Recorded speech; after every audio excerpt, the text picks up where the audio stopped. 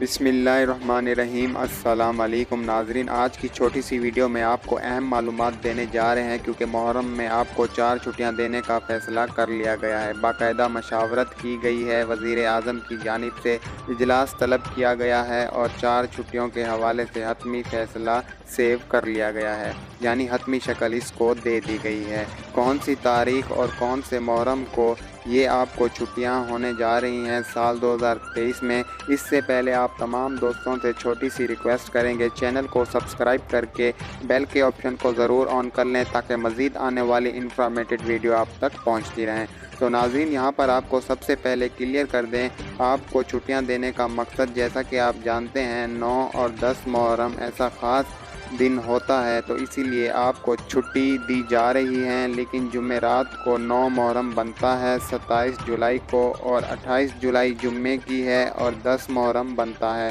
تو اسی لیے آپ کو ہفتہ اتوار کی چھٹی دی گئی ہے۔ 4 چھٹیاں جمعرات سے لے کر اتوار تک آپ کو چھٹیاں دے دی گئی ہیں۔